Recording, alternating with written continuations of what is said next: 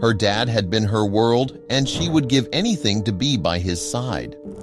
But when she received the call about his sudden passing, she knew nothing would ever be the same. Her brothers and sisters kicked her out of their childhood home immediately. They laughed that out of their dad's will, she'd only come out with the old family barn. If only they knew what their dad was planning.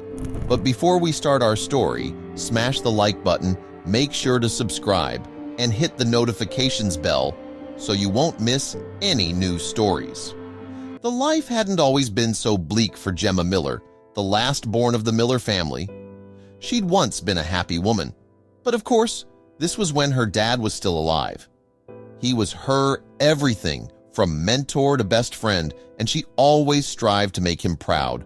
Her world came crashing down when she received that call about his sudden passing. Like many of us, Gemma never imagined a life without her dad. Of course, as a grown-up, the thought had crossed her mind once or twice, but she'd never really dwelled on it. But the last time she saw him, they'd ended things sourly, fighting over Gemma's future and lifestyle choices. Gemma had fallen pregnant and decided to keep the child. Her dad wanted her to return home so she could be cared for, but she wanted to keep her career going. While he maintained that he only wanted the best for her, Gemma saw it as him trying to control her life. She was away from home when her dad's nurse called her personal cell. Gemma and the nurse were good friends, so she didn't think much of the call. But the nurse's tone would tell her that this wasn't a routine call. Gemma jumped into the first bus home the minute she heard her nurse friends sobbing. Her dad had just gone into cardiac arrest, and EMTs were trying to resuscitate him. Guilt-ridden, Gemma prayed with everything within her that he'd pull through. They'd left things so badly that she didn't know what to do if they didn't patch it up. But as her taxi pulled into her family farm, she saw the many car lights in the drive and knew she was out of time. The worst thing had happened. The following days were a blur for Gemma, who was stuck in a perpetual whirlwind of stomach-churning grief and guilt. Everything had blurred into nothingness around her. She only snapped back to reality when the family lawyer called her name one evening, standing in the middle of the living room with her dad's will in hand. Although Gemma's dad wasn't the wealthiest in town, he had a few properties around the county that turned heads. His lawyer read his will solemnly, dividing up the properties among Gemma and her 3 siblings. She thought she'd get something of value from everything. She'd been her dad's favorite, after all. But as the lawyer continued reading, she realized this wasn't the case. Gemma's relationship with her siblings hadn't always been the best. In fact, they rarely got along. Her big brothers loathed that she was the most similar to their dad. While they were high school dropouts who didn't bother to do anything with their lives, Gemma had worked her way to college and was an assistant veterinarian in town. Although she loved her brothers to the moon and back, she suspected they didn't share her feelings. She'd soon know their true colors. Gemma's dad left everything to her big brothers, save for a derelict barn some yards away from the family home. The lawyer was barely outside the house when her brothers kicked her out. They didn't care that she was in her first trimester of pregnancy or that she was their blood and flesh. They jeered at her, drunk and staggering, as they called their friends for a party. The bitter end was here. Gemma watched as car after car drove into the farm, drunk people filling out and running into her childhood home. Furious, she stomped back in to give her brothers a piece of her mind, but they only stared at her before dragging her out. "Dad's no longer here to protect you," they said triumphantly. "Go to your barn and sleep there." Dejected, Gemma pulled herself from the ground and walked away. She couldn't believe her dad would do this to her. Even more painful was her brother's treatment of her. She never understood why their hate burnt so brightly. With tears streaming down her face, she fished out her phone to call a taxi. It seemed this was no longer home. But then her sight landed on the barely standing barn. Gemma approached the building with fury and pain churning within her. She kicked at its walls and pummeled its rotten walls. Why would her family do this to her? Wasn't she cut from the same cloth as them? She was still assaulting the building when she heard a voice behind her. The man would make her rethink her dad's will. "I could take it off your hands, you know," the voice went. Gemma swung around, finding a rotten-teethed man smiling behind her. The old man never really liked it," he continued. "He never liked you either," Gemma cut in crossly, recognizing the man as one of the farm's neighbors. The man, a rugged farmer always caked in mud and manure, had often butted heads with her father. What he'd reveal would leave her with more questions than answers. "There is nothing but problems there, Jenny," the man said. Of course, he didn't even know Gemma's name, even though he'd known her all her life. "It's not for sale," she said softly, hoping to cut the conversation short. "I wish to grieve in peace, Mr. Halsey," she said, but his words were already boring into her mind. "What did you mean, nothing but problems?"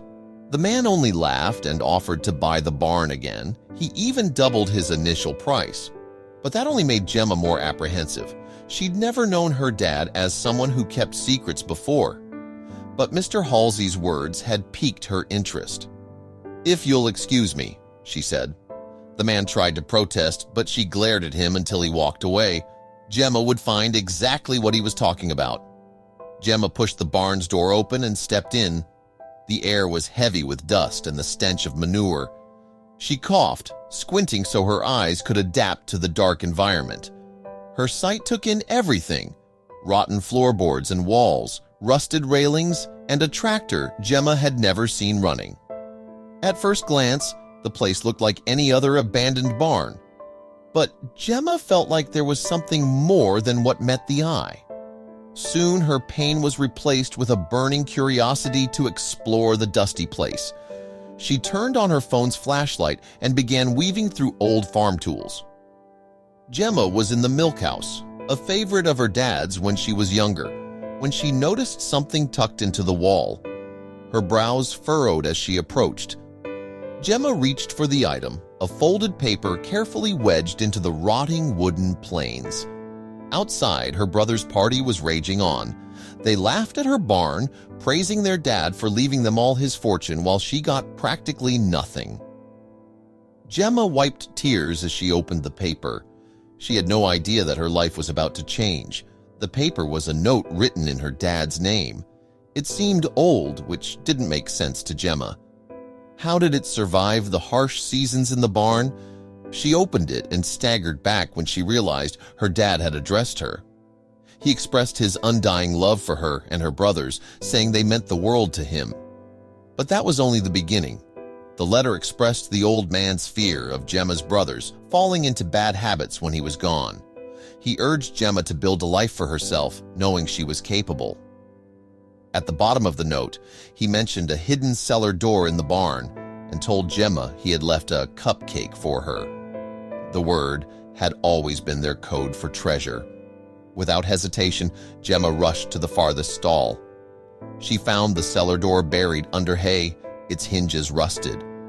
Pulling it open with all her strength, she shone her light into the darkness beyond.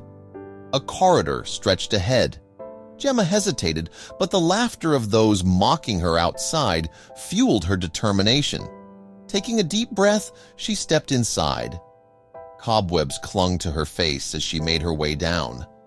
Unlike the wooden barn, this place was built of concrete and stone. Dust coated the white walls, untouched for decades. Despite her instincts telling her to turn back, she pressed on. This place had been hidden even from her brothers. After 10 minutes, she reached a heavy door resembling a bank vault. Her heart pounded as she pushed it open. What she saw inside left her speechless. Gemma froze, her breath catching. She had always thought she knew her father, his secrets shared in their late-night talks. But he had never spoken of this. Had she misunderstood the man she trusted most? We grow up seeing our parents as heroes, never questioning the lives they led before us. Gemma whispered the word, cupcakes. Before her, stacked from floor to ceiling, were wrapped packages. She picked one up. A note was attached. "My little cupcake. What makes whiskey exquisite is its age. Here are the best 1960 had to offer. Find Mr. Livingstone." A phone number followed. Gemma opened the package, nearly dropping the bottle when she saw the Macallan label. Another package held Glenfiddich. A single vintage bottle could sell for thousands. Gemma stared at the countless packages before her. She sank to the floor, gripping her head. "What's happening, Dad?"